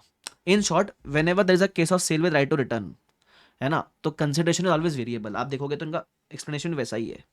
Since the contract allows the customer to return the products, the consideration received from the customer is variable. ये ध्यान रखना। तो this is a good MCQ, you can mark this as a classic MCQ. Okay, let's proceed further. Upon transfer of control of 10,000 molds, entity will recognize revenue for how many molds? मैंने क्या बोला था, revenue आप सिर्फ 9700 moulds पर record करोगे, तो 9700 moulds. The entity recognises revenue of, अभी रेवेन्यू का अमाउंट चाहिए। रेवेन्यू का मतलब ये देखो आपने निकाला हुआ है 43.65, तो दिस विल बी 43.65। उसके बाद रिफंड लाइबिलिटी कितना रहेगा, तो रिफंड लाइबिलिटी रहेगा 1.35, तो बोल देना 1.35। Entity recognises the return asset of, मैंने क्या एंट्री मार के सिखाया ना आपको, राइट टू रिसीव आप बुक करोगे 1,20,000 का कॉस्ट पे, तो आप 1,20,000 बोलोगे। फिर एंट्री पूछिए। अब एंट्री वाली सही वाली क्या रहेगी आपकी, तो इसमें कौन सी एंट्री है, सबसे पहली है ट्रेड रिसीवेबल टू रेवेन्यू, फिर है रिटर्न असेट टू रेवेन्यू, ये भी गलत है, ये भी गलत है। Trade receivable to return asset, ये भी गलत है। Trade receivable that is customer to revenue to refund liability, ये आपकी एंट्री सही है ना। मैंने बोला था ना, या तो कैश बैंक या फिर ट्रेड रिसीवेबल, जो भी हो, ये आपकी एंट्री सही है। ऑफकोर्स इसमें एक और एंट्री आनी चाहिए ना, ये वाली, इन्होंने वो सेकंड एंट्री नहीं मारी, बट ठीक है, जितना दिया है उसमें क्लोजेस्ट ऑप्शन ये वाला है आपका, तो ये करेक्ट आंसर है। क्लियर? तो इसमें डी, तो चेक कर ले एक बार। पहले का तो ए था, A C B C D D, A C B C D D, मेरे ख्याल से करेक्ट। मजा आ गया सर, है ना। चलो आगे बढ़ो सर। तो ये 115 में एक केस स्टडी थी, वो अपन ने सॉल्व कर ली, बड़ी सिंपल सी केस स्टडी थी, ठीक है। सेम कंसेप्ट ऑलरेडी एग्जिस्ट करता है, तो अगर आप देखोगे तो भले ही इन्होंने नंबर्स वगैरह चेंज किए, कंसेप्ट है ना बाहर से आ गया, कंसेप्ट तो किताब का था वही है ना यार। Yes sir. चलो, आप सबका टारगेट होना चाहिए 30 में से मिनिमम आप, मैं ये नहीं बोलूंगा देखो प्रेशर बिल्ड करने के लिए 30 में से 30 स्कोर करो, बट चलो 30 में से आपको एटलीस्ट 24 के ऊपर स्कोर करना है। देखो 2-3 एमसीक्यू हो सकते हैं ना आउट ऑफ द बॉक्स, वो 2-3 के लिए आप कभी प्रिपेयर भी नहीं कर सकते, बट एटलीस्ट जो मैनेजेबल है, जो अपने कंट्रोल में, उसमें आप हमेशा स्कोर करने का ट्राई करना, मजा आ जाएगा तुम लोग को। वाह सर, सुन के कितना अच्छा लग रहा है। ठीक है, आगे बढ़ जाते हैं अपन। अब आएंगे अपन ये CFS वाले कैटेगरी में। CFS मतलब 110, 28 और 111, बराबर, ये उस कैटेगरी में अपन आ जाते हैं, ठीक है। उसमें अभी 2 केस सिनेरियो देख लेते हैं अपन, दोनों कौन से हैं। केस सिनेरियो नंबर 1, ठीक है। अच्छा क्या बोलता है सुन लो। All Limited holds 35% of total equity shares of M Limited, an associate company. The value of investment, but upon case study क्यों पढ़ रहे पहले, एक सेकेंड रुको, पहले एमसीक्यू पे आओ। क्या बोलता है, सबसे पहले बोलता है व्हाट विल बी और share of All limited in post acquisition loss of M limited. Actually इसमें एक मिस्टेक है, ये प्रॉफिट होना चाहिए, ठीक है, इसको वर्ड कर देना प्रॉफिट को। आगे what is the unrealised gain on inventory left unsold with M. आगे share of all in dividend declared. उसके अलावा what is the value of investment in M as per equity method and approximate gross margin वगैरह पूछा। 5 MCQ पूछा, ठीक है, simple से बड़े से देख लेते हैं अपन। क्या बोलता है, All limited holds 35% of total equity share of M an associate company, the value of investment is 3 CR। तो मैं बोलता हूं इन्वेस्टमेंट की वैल्यू कितनी है, इन्वेस्टमेंट की वैल्यू है 3 CR। आगे फिर बोलता है all sold goods worth 3,52 M, मतलब पेरेंट ने बेचा अपने एसोसिएट को goods worth 3.5 lakhs। The cost of goods sold is 3 lakhs। Out of this 1 lakh of goods costing 1 lakh to M were in the closing stock of M। अब मेरी बात ध्यान से सुनना, ऑल ने बेचा M को, ठीक है। अब जब बेचा तो cost plus profit is equal to sales, ऐसा दिया होता है। तो कॉस्ट कितनी है 3 lakhs, तो प्रॉफिट कितना होगा 50,000, तभी तो जाकर सेलिंग प्राइस बनेगा 3.5 lakhs। अब वो क्या बोलता है, out of this goods costing 1 lakh to M, जो एम के पॉइंट ऑफ व्यू से कॉस्ट है ना, वो आइडियली इस ट्रांजैक्शन की सेलिंग प्राइस है। क्यों? जैसे ऑल ने बेचा एम को, तो ऑल ने कितने में बेचा? 3.5 में बेचा, तो ये 3.5 एम की कॉस्ट होती है। तो जब वो कह रहा है ना कि 1 लाख की इन्वेंट्री बची है, इसका मतलब सेलिंग प्राइस के वहां लिखो 1 लाख। तो आपको मिलेगा, हमको क्या निकालना होता है बेसिकली, जब हम अनरियलाइज प्रॉफिट निकालते हैं तो जितनी इन्वेंट्री बची है ना, सिर्फ उसी पे निकालते हैं अनरियलाइज प्रॉफिट।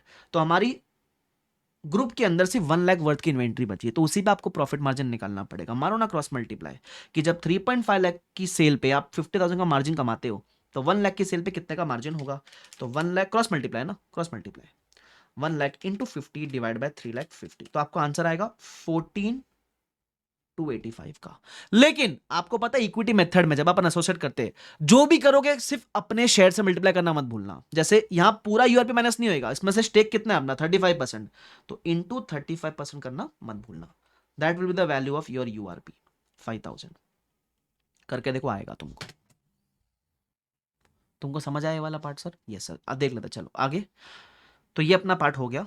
फिर M declare dividend of 75 lakhs, 75 में से जितना अपना प्रोपोर्शन है उतना इन्वेस्टमेंट का वैल्यू कम हो जाएगा। उसके अलावा in the statement of profit and loss of M showed a profit of 1.5 CR, तो इसमें अपना प्रॉफिट में अपन 35% अपना हिस्सा रिकॉर्ड कर लेंगे। अब क्या बोलता है, what is the share of All limited in post acquisition profit of M, तो प्रॉफिट कितना कम है? 1.5 लैक्स, इसका 35% आपका होगा। तो 1 लाख 1 करोड़ 50 इंटू 35% आप करोगे तो 52.5 lakhs, B is the answer. आगे, what is the unrealised gain on inventory, बराबर तो अपने को कितना आया था 14,285, बट इसका से 35% लोगे तो कितना आएगा आंसर आपका 5,000।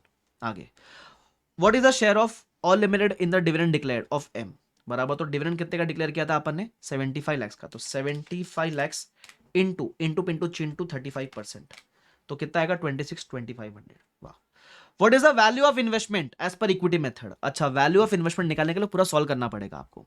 तो सबसे पहले आपने ये इन्वेस्टमेंट की वैल्यू निकली, अब इसमें से आप यूआरपी का वैल्यू माइनस करोगे, दैट इज 5,000, इसमें से आप डिविडेंड वाला पोर्शन माइनस करोगे, दैट इज 26.25, ये भी माइनस करोगे लैक्स, और इसमें से मैं चलो 300 लैक्स ले लेता था कि इजी हो जाए, 300 लैक्स ले लिया करोड़ के बदले, 5,000 माइनस करोगे, 26.25 लैक्स माइनस करोगे, और अपना हिस्सा जो है प्रॉफिट में, प्रॉफिट वाला हिस्सा ऐड करोगे, तो 52.5 लैक्स आप ऐड करोगे, तो करो 3 crore minus 5,000 minus 26,25,000 plus 52,50,000, it comes to 3 crore 26,20,000, 3 crore 26,20, ये रहा डी वाला आंसर, 3 करोड़ 26,20,000, मेरे को ये आंसर आ रहा है। ठीक है, चलो आगे। What is approximate gross margin on goods sold, देखो जब ग्रॉस मार्जिन निकालने बोलो on goods sold, gross margin हमेशा सेल्स पे निकलता है, तो आपने मार्जिन कमाया था 50,000 का, सेल्स कितनी थी 3.5 लाख की, तो आप बोलोगे 50 डिवाइड बाय 3.5 लैक्स इंटू 100, तो आपको मार्जिन आएगा, तो 50 divide by 3 lakh 50 into 100 which is equal to 14.29%। खत्म कहानी इसकी। ए, तो क्या हो गया आपका BACDA, BACDA हो गया। मजा आ गया सर। तो ये मोस्टली इंडेक्स 28 के ऊपर था। ठीक है, चलो ऐसा सिमिलर क्वेश्चन एक आपके इंडेक्स 28 में ऑलरेडी है। ठीक है, ध्यान रखना, वो शायद MTP RTP वाले सेक्शन में है ना, उसमें अगर आपको नहीं याद तो मैंने करवाया भी था क्लास में, उसमें ICAI ने URP का अमाउंट गलत निकाला था, यहाँ वो सही कर दिया है। जब आप खोलोगे आपको दिखेगा, मेरे ख्याल से MTP RTP का क्वेश्चन नंबर 1 है।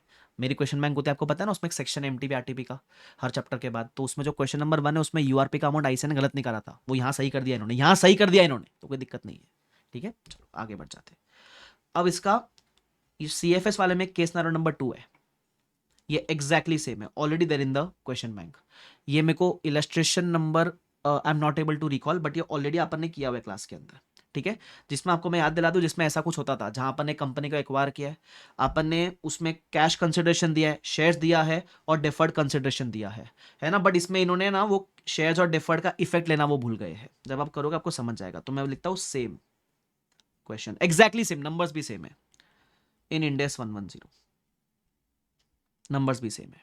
ठीक है, आप ध्यान रखना इस बात का। ओके, चलो, तो ये हो गया आपका CFS के 2 केस सिनेरियो। ओके सर, अब आगे आ जाते हैं। अब आते हैं और ऐसे केस स्टडीज पे जहां मल्टीपल इंडेक्स इन्वॉल्व है, जो स्पेसिफिक इंडेक्स को लेकर नहीं है। अब तक मैंने जितने भी किया स्पेसिफिक इंडेक्स को लेकर थे, तो अब तक मैंने क्या क्या किया एक बार बताओ सर। एक तो इंडेक्स 7 के ऊपर 1 केस स्टडी था, उसके अलावा इंडेक्स 12 के ऊपर 3 केस स्टडी थे, उसके अलावा इंडेस 115 के ऊपर एक केस स्टडी था, उसके अलावा CF है जो 110, 28, 111 मिला के उसमें 2 केस स्टडी थे, तो हो गया 4, 5, 6, 7 हो गए बराबर। अब 3 ऐसे केस स्टडी है जो मल्टीपल इंडेस इन्वॉल्व करते हैं, ठीक है। केस सिनेरियो नंबर 1 मैं बता दूं, ये same to same case scenario आपके MTP May 24 के अंदर भी है, ठीक है। तो ऐसे मल्टीपल इंडेस वाले टोटल 3 केस सिनेरियो इधर है, वो तीनों के तीनों MTP में है, ठीक है, ध्यान रखना। और जो RTP वाले वो मैंने ऑलरेडी डिस्कस कर लिया RTP के वीडियो में, ठीक है सर, कर लेते फटाफट से, आ जाओ क्या बोलता है। तो इसमें आपको बड़ा सारा पैराग्राफ दिया हुआ है, ठीक है। अब देखते हैं इसके अंदर अपने को क्या क्या MCQ पूछा है, पहले MCQ देख लो क्या बोला हुआ है। What cash flow should it report as financing activity in the statement of cash flow, ठीक है। आगे उसके अलावा with respect to point number 2, what cost should be included in the entity's financial report for the quarter मतलब India 34 के ऊपर होगा। आगे question number 3, what will be the annual depreciation charge on equipment for year 3 to 10, ठीक है। Point number 4, tax base of intangible पूछ लिया, मतलब इंडेस 12 के ऊपर है। और उसके अलावा point number 5, which of the following is appropriate for classification of annual payment of 12,000 to preference share holders, ठीक है। फाइनेंशियल इंस्ट्रूमेंट शायद यूज होगा इसके अंदर, आगे देखते हैं अभी क्या बोलते हैं। अब अपन पढ़ लेते हैं पूरा। A Limited is diversified business group operating in multiple business segments across different parts of the world. It maintains its books of accounts and publishes its accounts consolidated financial statements under Ind AS. The central finance team has been working on closing the books of accounts and generalizing CFS for the year ended blah blah blah blah blah. ठीक है। अब वो ज्ञान दिया हुआ है, B one of the subsidiaries of A reported a net income of 25 lakhs which equals to the company's comprehensive income. तो आपने 25 lakhs प्रॉफिट कमाया, ठीक है। The company has no outstanding debt, following is the information, ठीक है। तो क्या information है, वो बोलता है पिछले साल आपका कैपिटल था 100, इस साल आपका कैपिटल हुआ है, सॉरी इस साल आपका इक्विटी शेयर कैपिटल भी 100 दिया हुआ है, ठीक है। Further issuance of equity shares, तो पिछले साल आपने 100 का इशू किया था, इस साल टोटल मिला के आपने 140 का इशुएंस दिखा रहा है, मतलब आपने इस साल 140 का इशू नहीं किया, ये एज ऑन डेट का होता है, एज ऑन डेट। तो इस साल आपने एक्स्ट्रा कितना इशू किया, आपने 40 का एक्स्ट्रा इशू किया, तब जाके 140 हुआ रहेगा ना, ठीक है। तो जब आप एक्स्ट्रा शेयर्स इशू करते हो तो ये आपकी फाइनेंसिंग एक्टिविटी को इंपैक्ट करता है, ठीक है। उसके अलावा रिटेन्ड अर्निंग्स, पिछले 100 थी, इस साल हो गए 115, मतलब कितना ऐड हुआ इसमें, 15 ऐड हुआ रहेगा। अब टोटल दिया हुआ है, फिर एक टोटल में मिस्टेक है, इसका टोटल आना चाहिए 355, ठीक है, 357 नहीं 355 होना चाहिए, ओके।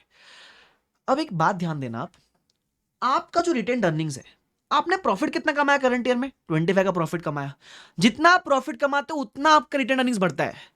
प्रॉफिट कमाया 25 का, रिटेन बढ़ा सिर्फ 15 का, बीच का 10 कहां गया, शायद बीच वाला जो 10 रुपीज है वो आपने एज अ डिविडेंड बांट दिया होगा, शायद देखते हैं। अब MCQ इसके ऊपर देखते हैं क्या बोलता है। What cash flow should it report as financing activity in the cash flow statement. सबसे पहले आपने शेयर कितने के इशू किए, 40 के, तो वो ढूंढो। इशुएंस ऑफ शेयर 40, ये मुझे 40 मिला, इशुएंस ऑफ इक्विटी शेयर 40। उसके अलावा मैंने क्या बोला, 25 का प्रॉफिट कमाया, लेकिन रिटेन्ड से 15 से बढ़ा, मतलब 10 का डिविडेंड बांट दिया होगा आपने, तो 10 का डिविडेंड, मेरे ख्याल से ये वाला अप्रोप्रिएट आंसर लग रहा है मेरे को, जिसमें दोनों मेरे मैच कर रहे हैं, तो D is the correct answer. Clear, yes sir. तो इसका आंसर डी है, चेक कर ले एक बार, yes D is the correct answer if I am not wrong. चलो आगे बढ़ जाते हैं, नेक्स्ट पैराग्राफ पढ़ते हैं अभी। A Limited also operates in travel industry and incurs cost evenly through the financial year. Advertisement cost of 40 lakhs were incurred on 1st July. जब भी आप खर्चा इंकर करोगे, जिस टाइम पे इंकर किया उस टाइम का वो खर्चा होता है। तो अगर आपने एडवर्टाइजमेंट कॉस्ट 40 लाख इंकर किया 1 जुलाई 12 को, तो खर्चा भी 1 जुलाई 12 का होगा। Staff bonuses are paid at year end based on sales. Staff bonus expected are to be around 400 lakhs for the year, of that 60 lakhs would relate to the period ending 30 September 12, ठीक है। आगे देखते हैं अभी क्या पूछता है। With respect to point number 2, what cost should be included in entities financial report for the quarter 31st March, sorry for the quarter 30 September। Quarter मतलब चालू कब से हुआ रहेगा, वो चालू हुआ रहेगा जुलाई से, जुलाई टू सितंबर में, बराबर। आपको देखना है इसमें मैं क्या क्या इंक्लूड करूंगा। सबसे पहले 40 lakhs का जो आपने खर्चा किया है 1 जुलाई को किया है, तो वो सेकंड क्वार्टर में बैठ गया, तो एक तो एडवर्टाइजमेंट आना चाहिए 40 lakhs का, तो इसमें ए और डी बचते हैं। अब उसके अलावा और क्या है, आपको स्टाफ बोनस बोला है पूरे साल का होगा 400, है ना। Of that 60 would relate to the period ending 30 September। खुद ही बोल रहा है कि सेकंड क्वार्टर का 60 है, तो जब वो खुद ही बोल रहा है कि सेकंड क्वार्टर का 60 है, तो सेकंड क्वार्टर का 60 ही मानना, ये मत बोलना पूरे साल का 400, तो पर क्वार्टर 100 होना चाहिए ना। कुछ नहीं बोलते तो आप ये असम्पशन तो समझ में आता, जब डायरेक्टली बोला हुआ है उस क्वार्टर का 60 है तो 60 ही मानना, मतलब उस क्वार्टर में आप एडवर्टाइजमेंट बुक करोगे 40 का और आपको स्टाफ बोनस का एक्सपेंस बुक करना चाहिए 60 का। तो 40 और 60 में को देखना है, तो मेरे ख्याल से मुझे बैठ रहा है डी वाला आंसर। एडवर्टाइजमेंट कॉस्ट 40 का, स्टाफ बोनस 60 का। चेक कर लेते हैं sir, D is the correct answer. Is this clear to everyone? Yes sir. आगे बढ़ जाते हैं सर। पॉइंट नंबर 3 बोलता है A has spend 15 lakhs in developing a new product during the year ended 31st March। नहीं sorry, ये वाला, ये थर्ड वाला है। An item of equipment was acquired by A Limited on its 1st April for 1 lakh, having a life of 10 years. कब acquire किया? 1st April 11 में acquire किया। Point to be noted my lord. Okay, life कितनी? 10 years है, with a residual value of 0। ठीक है। Asset is depreciated on SLM basis. Asset was revalued at 1 lakh 4 on 31st March 13। एक बात ध्यान रखना, जब भी आप रीवैल्यू करोगे तो आपका डिप्रिसिएशन चेंज होगा प्रोस्पेक्टिवली। ठीक है। तो अगर मैं देखूं 31st March 13 को आपकी revised carrying amount will be how much? आपकी revise carrying amount will be 1,04,000। आपको देखना इस तरह मेरी लाइफ कितनी बची है। तो आपने खरीदा था 11 में, लाइफ 10 साल थी, बराबर। इसमें से आप 13 पे खड़े हो अभी, तो 2 साल बीत चुके हैं, तो लाइफ अभी मेरी 8 years ही बची है। तो फ्यूचर में आपका depreciation will be how much? पहले आपका depreciation was 1 lakh divide by 10 years। First it was 10,000, now it will be how much? क्योंकि 2013 के बाद आपने रिवैल्यू किया, तो उसके बाद जो अगले साल आएगा 13-14, तब से आपका depreciation will be 1 lakh 4 divide by 8 years। ये क्या ही टाइम पास सिंपल सा क्वेश्चन है यार ये। तो कितना रहेगा? 13,000। तो लेट्स चेक फॉर दिस। तो मेरे ख्याल से 10, 10, 13। अच्छा, 13 के 2 ऑप्शन। अब देखो ध्यान से, annual depreciation charge will be 13 and an annual transfer of 3,000 may be made from revaluation surplus to retained earnings. Annual debt 13,000, however annual transfer from reval surplus to retained earnings is not permitted। अब आपको अगर ध्यान रहेगा तो जब आप upward revaluation करते हो तो there is a concept of excess depreciation. Company चाहे तो, क्योंकि आप जब रिवैल्यू करते हो तो डेप ज्यादा आता है, पहले आपका डेप 10,000 आ रहा था, अब आपका डेप्रिसिएशन 13,000 आ रहा है, तो इट इज हायर बाय 3,000। तो आप चाहो तो ये एक्सेस अमाउंट रिवैल सरप्लस से रिटेन्ड अर्निंग्स में ट्रांसफर कर सकते हो। आप हर बार ये नहीं करोगे, बट ऑप्शन तो है आपके पास। तो इसलिए वर्ड क्या यूज किया है? May be made from reval surplus to retained earnings. तो this option seems to be correct, क्योंकि आपका dep will be 13,000 from now onwards, और आप चाहो तो एक्सेस 3,000 जो है वो चाहो तो सरप्लस से निकालकर रिटेन्ड अर्निंग्स में ट्रांसफर कर सकते हो। बराबर, ये ऑप्शन आपके पास अवेलेबल है। नॉट परमिटेड ऐसा बोलोगे तो गलत हो जाएगा फिर। ठीक है। तो इसमें C is the correct answer. Clear? Check कर ले, 3 का सी। ये सब 3 का सी आंसर होना चाहिए। आगे बढ़ जाते हैं। फिर क्या बोलता है? A spent 15 lakhs in developing new product during the year 13। The development cost were recognised as an intangible as per Ind AS होना चाहिए, ये Ind AS 38। For the purpose of computing taxable income, these expenses are allowable in full in the year of incurring the expense। ये आपने same adjustment index 12 वाले case study में किया था यार, कि वो पूरा आपको बेनिफिट वगैरह मिल चुका है किसमें? टैक्सेशन के अंदर। टैक्स बेस में आपका क्या रहेगा फिर? टैक्स बेस नीली रहेगा ना, क्योंकि आपने पूरा एक्सपेंस क्लेम कर लिया। अब पूछा क्या इसको लेकर? टैक्स बेस पूछिए, तो कितना रहेगा? नील रहेगा। सिंपल। अब इसमें ना ज्ञान भी दिया हुआ है कि इंपेयरमेंट लॉस वगैरह इतना था। अरे बाबा, ये सब तब काम आएगा जब कैरिंग अमाउंट पूछता, टैक्स बेस पूछता, फिर डिफरेंस पूछता। वो पूछा ही नहीं है तुमको, तो काहे दिमाग लगा रहे हो? टैक्स बेस ही पूछा है सिर्फ। ठीक है, ध्यान रखना। चलो, क्या मैं आगे बढ़ूँ? आगे बढ़ो सर। The company has issued preference share that are redeemable at the option of the holder. ठीक है। 3 months before the end of the year it was probable that holders would require redemption. जब प्रेफरेंस शेयर आप issue करते हो, redeemable है ना, या convertible भी हो, जो भी हो, तो प्रेफरेंस शेयर के 2 हिस्से होते हैं। एक होता है डिविडेंड वाला हिस्सा, और एक होता है आपका प्रिंसिपल का हिस्सा। अब ऑप्शन अगर होल्डर के पास है तो प्रिंसिपल भी एफएल होगा और डिविडेंड भी एफएल होगा। अब जब ये एफएल होता है ना, तो इसको नाम डिविडेंड नहीं बोलते, इसको इंटरेस्ट बोलते हैं। जब भी आप लायबिलिटी पे पेमेंट करते हो तो उसको डिविडेंड नहीं इंटरेस्ट बोलना चाहिए आपको। आप बोलोगे सर प्रेफरेंस पे इंटरेस्ट, अरे उसका नाम डिविडेंड है, हरकतें इंटरेस्ट वाली है ना उसकी, क्योंकि पक्का पक्का देना है उसको। तुम समझ रहे हो? डिस्क्रिशनरी होता तो डिविडेंड बोलना चाहिए, कंपलसरी है तो इंटरेस्ट नाम से बोलने का उसको। ठीक है, ध्यान रखना। आप देखते क्या बोलते हैं। तो इसमें अपना कितना रहेगा? अमाउंट वगैरह कुछ है क्या अपने पास? ठीक है, देखते क्या बोलता है। विच of the following is appropriate classification for annual payment of 12,000। अच्छा, खुद ही बोला एनुअल पेमेंट 12,000 का है, तो भाई इंटरेस्ट बोलने का उसको। बाइफर्केशन क्या दिया पता नहीं, तुम समझे क्या? ठीक है, तो शायद बी ना, बी इज द, आपने क्या चूज किया? बी चूज किया, तो B is the correct answer है। हो गया, ये वाली case study over. I hope this was simple. ठीक है, चलो अब आएगा मिक्स वाले। देखा तुमने मिक्स कैसे है? तो मिक्स में पता है कैसा होता है? इट इज नॉट नेसेसरी कि adjustment point number 2 will be related to point number 1। They are independent points, बस सिर्फ केस स्टडी फॉर्म में लाने के लिए सबको एक ऐसे अलग अलग पॉइंट्स बना के एक सिंगल केस स्टडी में ले आते, बट दे आर इंडिपेंडेंट। तो इट इज पॉसिबल कि शायद आपको किसी केस स्टडी में ये 2 पॉइंट ना आते हो, बट फिर भी बाकी 3 आते हो, तो बाकी 3 के एमसीक्यू आप बना सकते हो, तो this is plus point for you, है ना। चलो आगे बढ़ जाते हैं। केस नारो नंबर 2, ये भी आपकी एमटीपी मे 24 में है, ठीक है, ध्यान रखना। बड़े आगे क्या बोलता है सुन लो। सबसे पहले बढ़ने के पहले देख लो एमसीक्यू में क्या है तुम्हारे। With respect to joint operation engaged in the business of mining products metals, how much liability should be disclosed. Okay, calculate the current liability of leased machine, lease को लेकर है। What is the amount of preference dividend to be reduce from profit loss for calculating basic EPS, ये basic होना चाहिए, basic EPS. What amount should be shown as an inflow in respect of earnings from associate in the statement of cash flow? Okay, cash flow statement में associate को लेकर क्या आएगा आगे? Amount of goodwill GBP arising upon acquisition of S Limited. ठीक है sir, देखते क्या बोलता है। सबसे पहले with respect to joint operation को लेकर है, देखते क्या बोलता है। U is engaged in the business of mining and many other industries and prepares its financial statements following Ind AS and follows April March as their financial year. During the year 12-13, the company has faced some issues. पहला, U Limited and F Limited are partners of a joint operation. वो थोड़े थोड़े ना कभी कभी वो आपको spelling mistake दिखेगी, उसके लिए माफ कर देना है, पहले एडिशन है तो छोटी मोटी वो हो ही रहेगी, क्लरिकल एरर्स ध्यान रखना, ठीक है। Engaged in the business of mining precious metals, the entity used a jointly owned drilling plant in its operations.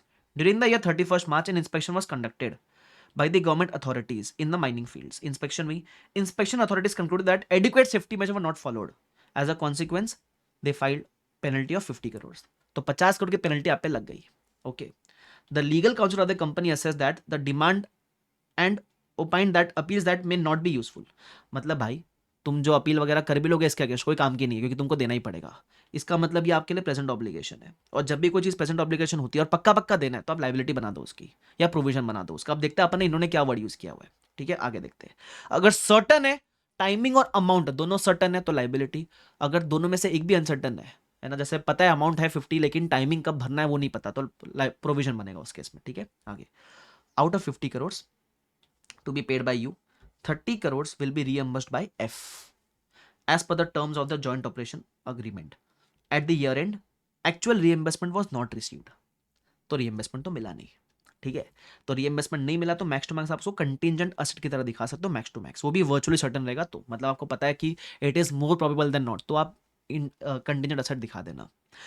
क्या हम नेट ऑफ करके दिखा सकते हैं क्या? नहीं, प्रोविजन अलग और ये अलग, ठीक है, क्योंकि ये देखो इसमें आप रीएम्बर्समेंट लगा के ही बोल सकते थे रीएम्बर्समेंट असेट बुक करो, लेकिन क्या आपको रीएम्बर्समेंट मिला? नहीं, एक्सपेक्टेड था, मिला नहीं है, तो ये कंटिजेंट असेट हो सकता है मैक्सिमम। देखते हैं पूछता क्या है इसको लेकर। अपने को बोलता है अच्छा इसमें लाइबिलिटी का ऑप्शन ही नहीं है, या तो प्रोविजन या फिर कंटिजेंट लाइबिलिटी, नॉर्मल लाइबिलिटी का ऑप्शन ही नहीं है। पहला बोलता है provision for 20, wrong. Contingent liability 50, वो भी गलत, क्योंकि सर्टन है पे करना, ऑब्लिगेशन है तो 50 का पूरा प्रोविजन बनना चाहिए। प्रोविजन फॉर 30, ये भी गलत है, प्रोविजन फॉर 50 CR मेरे ख्याल से बनेगा। और वो जो रीएम्बर्समेंट है इसका 30 का, ये 30 का आप बुक करते तो भी कंटिजेंट असेट बुक करते हैं, क्योंकि ये वर्चुअली सर्टन लग नहीं रहा है फिलहाल के लिए तो। बट आपको पता है ना, whenever amount is receivable and it is more probable than not, मतलब मोर देन 50% चांस से पैसा आ जाएगा, तो आप उसको कंटिजेंट असेट दिखा सकते हो, और एकदम वर्चुअली सर्टन है तो रीइंबर्समेंट असेट की तरह दिखा सकते थे। एनीवेज, तो provision 50 CR is the correct answer.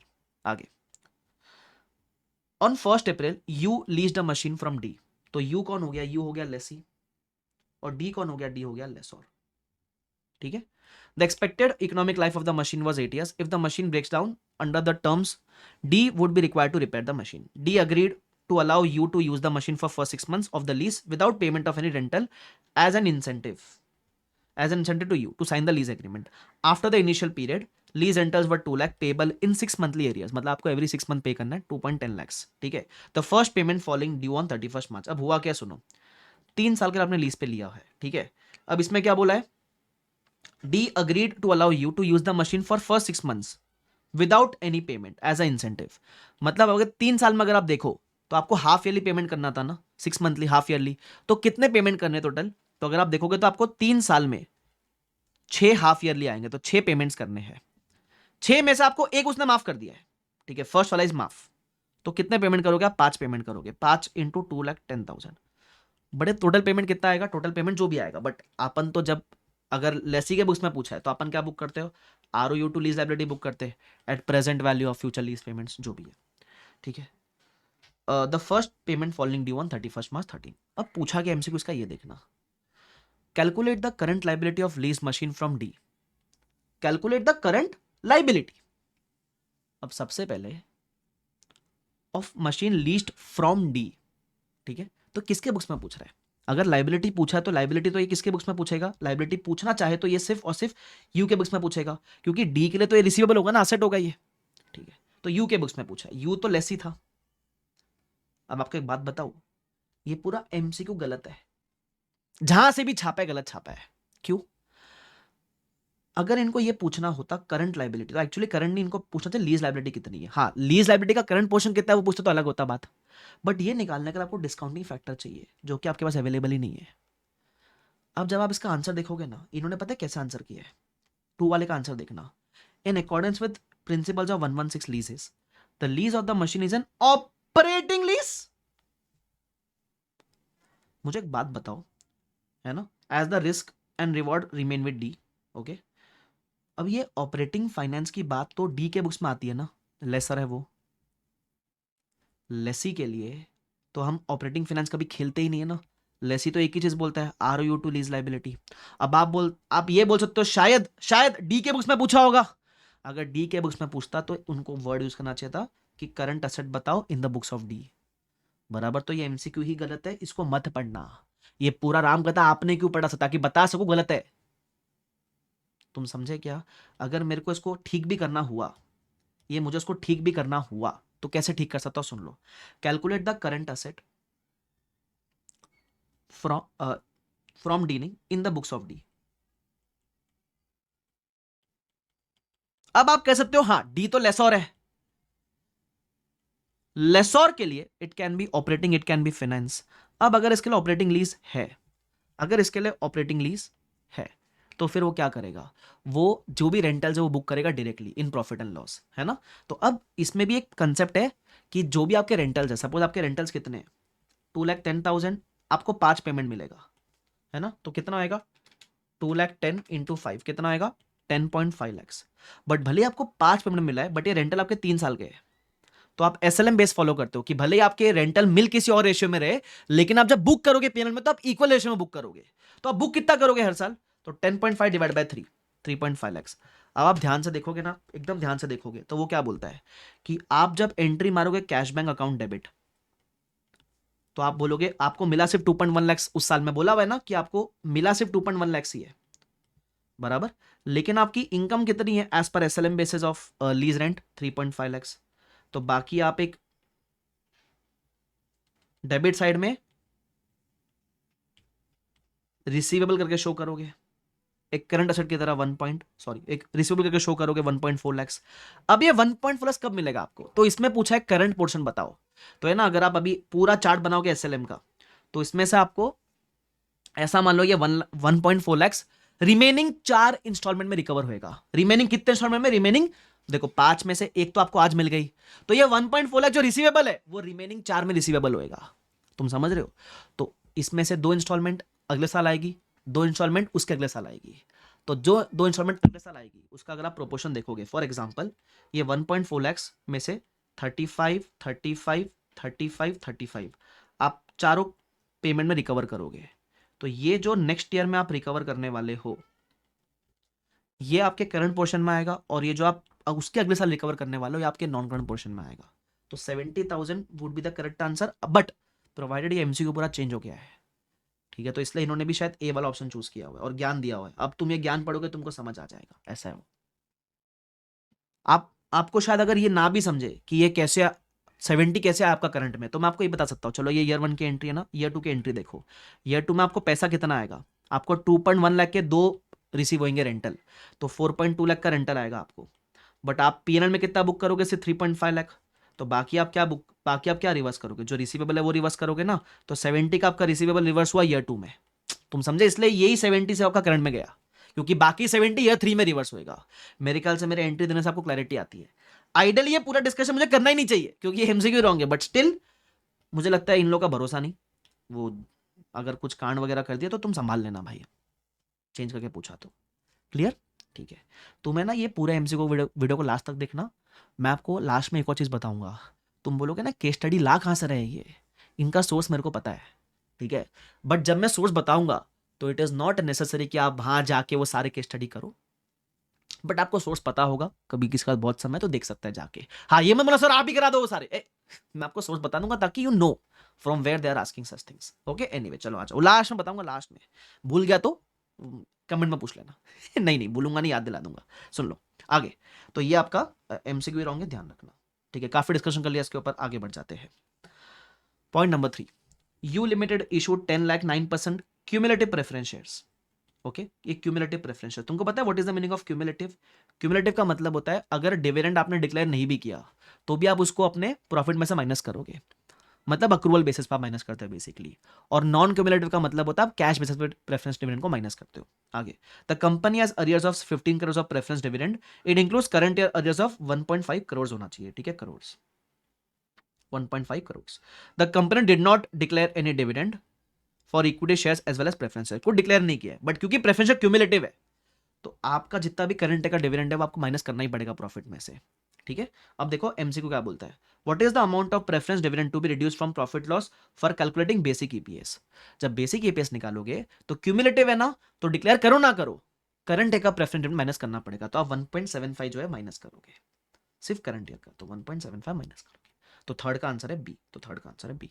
Clear? Yes sir. आगे बढ़ो सर, आगे। ऑन जनवरी 13, जो भी एल आई लिमिटेड, जो भी है, मैंने क्या रॉन्ग लिखा, यू लिमिटेड बराबर, U limited acquired 30% of shares of T, the investment was accounted as an associate. Okay associate है, both U and T have an accounting year end 31st March, U has no other investment in associate. Net profit for the year in T Limited's income statement was 0.023 CR. It declared and paid dividend of 0.1 CR.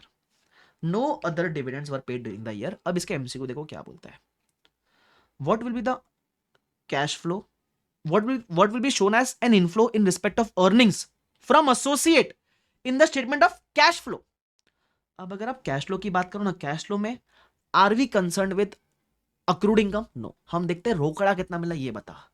अब associate के नाम के दो income है, एक तो जो उसने अक्रूड बेसिस पर अर्न की, इसमें अपन एज पर इंडेक्स 20 अपना हिस्सा रिकॉर्ड करते हैं, और एक है डिविडेंड जो उसने बकायदा डिक्लेयर करके पे की और उतनी वैल्यू से मेरा इन्वेस्टमेंट कम हो जाता है, ठीक है। ये तो अक्रूवल बेसिस की बात हुई। जब आप कैश पॉइंट ऑफ व्यू से बात करोगे तो एसोसिएट ने कितना कमाया उससे हमको फर्क नहीं पड़ता है, कितना बांटा और उसमें से हमको कितना मिला उससे फर्क पड़ता है। तो 0.1 बांटा, ये रियल में कैश फ्लो इंपैक्ट करेगा ना, आपका कैश फ्लो कौन सा अमाउंट इंपैक्ट करेगा, सिर्फ 0.1, बट इसका आपको सिर्फ 30% मिला होगा बिकॉज एसोसिएट है, तो कितना आएगा 0.03 CR will be the answer मेरे ख्याल से, तो 0.03 CR। ये ध्यान रखना, ये भी आपके लिए इंपॉर्टेंट एमसीक्यू बन सकता है, अच्छा एमसीक्यू है ये। आगे next point, on 1st Jan 13 you also acquired a 60% stake in S. The cash consideration payable was rupees 1 CR to be paid immediately and 1.2 CR paid after 2 years. एक काम करो, पहले लिख लेते फटाफट से, आपने पीसी कितना दिया, पीसी आपने 60% के लिए दिया 1 CR कैश इमीडिएटली, उसके अलावा आपने डेफर्ड, ये 2 साल के बाद दोगे तो डेफर्ड कंसिडरेशन है 1.2 CR के लिए डिस्काउंटिंग फैक्टर दे रखा है 10%, 2 साल से डिस्काउंट करो उसको, तो डेफर्ड कंसिडरेशन आपका होगा 1.21 डिवाइड बाय 1.10 रेस टू 2। तुम समझे, कैलसी पे करो डायरेक्टली, तो मेरे ख्याल से उसका भी आंसर आपका 1 ही आता है। डेफर्ड कंसिडरेशन को आप कौन से वैल्यू पे बुक करते हो, प्रेजेंट वैल्यू ना, निकालो ना, 1.21 डिवाइड बाय 1.10 रेस टू 2 आएगा आपको सेम आंसर। तो ये आपके 60% का पीसी हो गया, कितना हो गया 2 CR। उसके अलावा क्या बोलता है, उसके अलावा बोलता है fair value of net asset is 3, NCI is measured proportionate share of identifiable net assets, मतलब एनसीआई पीएसएनए पे, तो आप बोलो एनसीआई 40% ऐड करना है पीएसएनए के हिसाब से, तो पीएसएनए पे मतलब 3 CR जो आईएनए है उसका 40%, that will B 1.2 CR, minus कर देना आईएनए 3 CR है, माइनस कर दो, मिलेगा आपको आंसर 0.2 CR का पॉजिटिव आया तो गुडविल है, खत्म कहानी, तो गुडविल आएगा 20 लाख का, सी। फिफ्थ का आंसर है सी, फोर्थ का भी सी और फिफ्थ का भी सी। क्लियर? Yes sir. ये आपकी केस स्टडी नंबर 2 के, जिसमें again mix of multiple index है। Case study number 3, again MTP, वो जो May 24 जो भी है, March 24 May 24 जो बोलना है बोलो, उसके अंदर ये भी है, ठीक है, ये भी सिंपल, इतना कुछ है नहीं इसके अंदर। फटाफट से देखते हैं पहले क्वेश्चन कौन से। With respect to H, state whether error should be reported in the financial statements are now rectified. How many performance obligation with respect to contract is there and what is the amount of gain on sale of subsidiary. ठीक है, आगे देखते हैं। तो पहले ज्ञान दिया हुआ है कि मल्टीनेशनल कंपनी है, बहुत बड़ी कंपनी है, पैसा ही पैसा होगा, अंबानी वाली कंपनी है। ठीक है, आगे आओ, काम की बात करो ना सर, इतना फालतू ज्ञान देते ना, फालतू ज्ञान निकालेंगे तो क्वेश्चन बड़ा छोटा बनेगा। H is one of the recently acquired Indian subsidiary. It adopted Ind AS for first time in 31st March 14 with 1st April 12 as the date of transition. मतलब ये Ind AS 101 पे। तो बेसिकली होता क्या है, जब आपको जिस साल में Ind AS एप्लीकेबल हुआ, ये आपका करंट ईयर बन जाता है, फिर आप बनाते हो प्रीवियस ईयर, और जब आप पहली बार Ind AS लगा रहे हो तो आपको ओपनिंग बैलेंस शीट भी देनी होती है, that is a day one of previous year. तो अगर आप प्रीवियस ईयर का डे वन निकालोगे तो आएगा 1st April 12। सिंपल, ये तब समझेगा जब 101 पड़ा हुआ है। आगे, as a 31st March 12 the value of raw material was incorrectly reported due to an error. अब सिंपल सी बात है, जब एरर होता है तो कब का एरर है, क्या ये प्रीवियस ईयर का एरर है? नहीं, ये प्रीवियस ईयर के पहले का एरर है। तो प्रीवियस ईयर के पहले के जो एरर्स है वो आप ओपनिंग बैलेंस शीट में एडजस्ट करोगे, मतलब इस केस में डेट ऑफ ट्रांजेक्शन वाले बैलेंस शीट में एडजस्ट करोगे आप। अब यही पूछा हुआ आपको, with respect to H, state when the error, whether the error should be reported in Ind AS and now नहीं, how to rectify it, it should be how to rectify it. अब इसमें क्या बोला है, H shall report the impact as an correction for the year end 31st March 13। नहीं, ये तो नहीं लग रहा मुझे। The correction shall be reflected in the reconciliation 31st March 13 पे नहीं, 13-14 में नहीं। मैंने क्या बोला, 1st April 12 वाले बैलेंस शीट में एडजस्ट होगा, तो मुझे डी आंसर लग रहा है। बराबर जाके चेक करोगे तो फर्स्ट का आंसर डी है, खत्म कहानी। क्लियर? अच्छा, सेकंड वाला, G is also an engage in software development. तो सॉफ्टवेयर डेवलपमेंट करता है। It enters into a contract with the customer to transfer a software licence, perform an installation service, provide unspecified software updates and technical supports online and telephone। क्या क्या दे रहा है, software licence दे रहा है, installation service दे रहा है, free में updates देगा और टेक्निकल सपोर्ट देगा। 4 चीजें दे रहा है। अब नॉर्मली क्या होता है, हमको ये देखना होता है कि ये सिंगल पीओ है, मतलब भले ही मल्टीपल गुड्स एंड सर्विस है, बट क्या ये कॉन्ट्रैक्ट के कॉन्टेक्स्ट में सिंगल है या मल्टीपल है। अब अगर ये एक दूसरे पे इंटरडिपेंडेंट नहीं है तो ये अलग अलग ऑब्लिगेशन माने जाएंगे, बट अगर ये सब एक दूसरे से इंटरडिपेंडेंट है तो ये सिंगल ऑब्लिगेशन होगा। उसके लिए आगे की इंफॉर्मेशन पढ़नी पड़ेगी। G sells the licence, installation and technical support separately. वो बोलता है कि ये नॉर्मली सेपरेटली बेचते हैं इन लोग। आगे, installation service includes changing the web screen for each type of user. Installation services routinely perform by other entities, मतलब ये इंस्टॉलेशन आप किसी और से भी खरीद सकते थे। And does not significantly modify the software. The software remains functional without the updates and technical support. मतलब ये टेक्निकल सपोर्ट भी अलग से मिलता है, अपडेट्स भी अलग से मिलता है, सब अलग से मिलता है। तो ये सारे के सारे अलग अलग परफॉर्मेंस ऑब्लिगेशन है, मतलब इसके टोटल 4 परफॉर्मेंस ऑब्लिगेशन है। यही आपका एमसीक्यू है। There are how many performance obligation with respect to the contract. तो देयर आर 4 परफॉर्मेंस ऑब्लिगेशंस।